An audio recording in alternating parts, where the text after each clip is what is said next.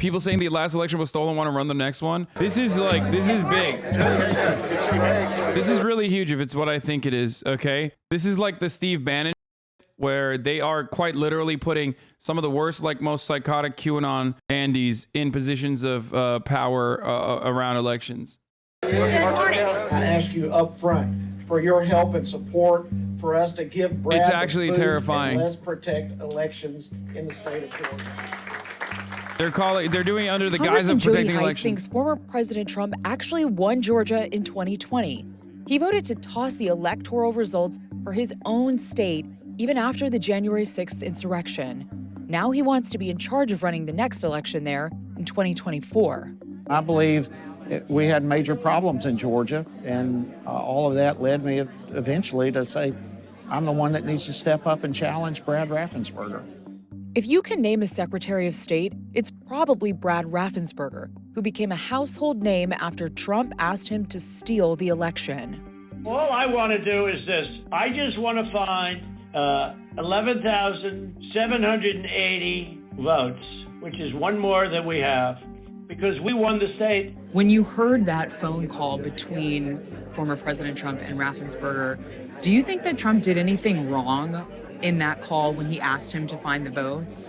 The context of that call was in the midst of tons of question marks about the election integrity issue in Georgia. And I always heard that call and interpret it from the perspective of make sure we've got legal votes that are being counted. No, you don't think Trump did anything wrong in that call? Not from my perspective. You know, those are issues that others will determine. But look, we have had such massive question marks with our election in Georgia. And the more we go through this, the more we understand, yeah, there were gaping holes. And I believe that President Trump won Georgia based on what I see. You don't think Biden won Georgia? I don't believe Biden won Georgia. There were several recounts in Georgia, and all found Biden won. Trump is having trouble letting go of 2020, but he's also turned his focus towards getting his supporters. I mean, these motherfuckers have like wrestling is real to me, damn it, energy. You know what I mean? Into Secretary of State positions where they can run future elections. There are 27 races for the office on the ballot this November. Many of these officials are charged with not only running the elections, but counting the votes and certifying the eventual results. At least 21 people running for Secretary of State have said they think Trump won in 2020, or tried to overturn the results, or have spread lies about the election results. So far, he has endorsed Hice in Georgia, as well as candidates in Michigan and Arizona, all of which he lost in 2020. And he's already said what he expects from them if they win. There's a famous statement, sometimes the vote counter is more important than the candidate, and we can't let that ever happen again. You're going to be the vote counter in Georgia. Is he asking you to find votes for him, do you think? Well, he certainly has not asked any of that type of thing. I mean, I do you think take that to say implies something like asking the people that are running for Secretary of State, or in some cases, Attorney General of the state, to find the votes for him? No, I don't take it that way. Look, what my purpose and my goal is to have fair, honest elections. The issue is not who wins. The issue is, was it an honest election, and has the voice of the people been accurately exhibited as the outcome of the election? And to do that, we've got to make sure that only legal votes are cast and Dude, I love that. It's like, yeah, you know, and the people's accurate voice is when, you know, my party wins and the Democrats lose, obviously. Look, I'm surrounded by Republicans, and they're all incredibly sad, distraught, I'd say, about the Democrats winning. That's all I need to know. Only legal votes, you know, white votes. Only legal votes are counted, and those who violate the laws need to be prosecuted for doing so. There is no evidence of widespread illegal voting in Georgia in 2020. Since defying the former president, Raffensperger has faced endless public attacks from Trump. And Jody is running against one of the worst Secretary of States in America, Rhino Brad Raffensperger, who is trying to turn the tables on me because I'm fighting for election integrity. This type of talk resulted in death threats for him and his family. He is fighting to even make it out of the Republican primary and still trying to convince Georgia Republicans that there weren't thousands of illegal ballots in the 2020 election. Do you think that Donald Trump was trying to steal the 2020 election? And do you think that he was trying to use you in that phone call to accomplish that? Well, I don't know what the gentleman was really thinking. What I do know is that people that were feeding him information, it was just flat dead wrong. Now, I don't know what their intent was. I don't know if they believed it, but every allegation that was made in Georgia, we ran it down, and we could say this is what happened in Georgia. So it sounds like, yes, you do think Donald Trump tried to overthrow the election. I think what America needs right now is principled conservative leadership. People that'll do the right thing, they'll stand in the gap no matter what the cost is. And I've shown that I'll do that. Why do you think there is so much misinformation about the 2020 election in Georgia? Oh, we've been out there since day one. But you have to understand, on a good day, we have 40,000 Twitter followers. Other people had 80 million Twitter followers. Plus, they had media out there on the conservative side. We opened up hundreds and hundreds of investigations to make sure that there was not fraud in this election. And what we did find, there were instances of fraud, but none of it ever added up to overturning the election results. And President Trump did come up short.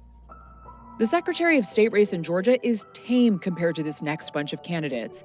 Here they are at a QAnon conference, full of people who believe things like JFK Jr. is going to come back from the dead to be Trump's running mate.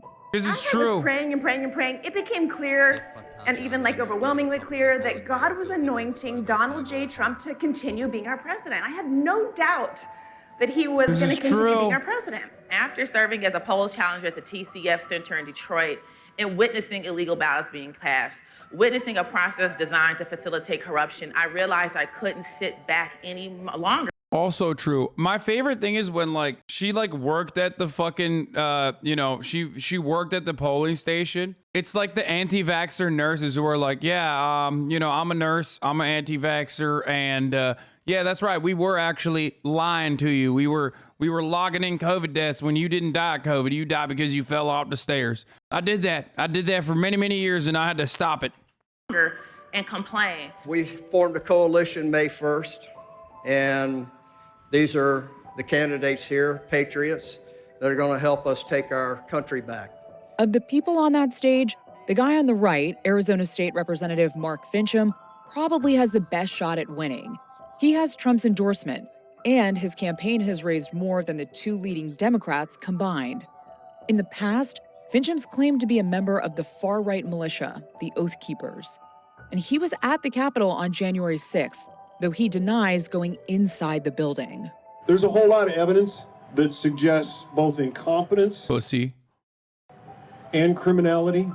After interview requests went unanswered, we found Finchem outside the Arizona Attorney General's office in December, still protesting the 2020 election results.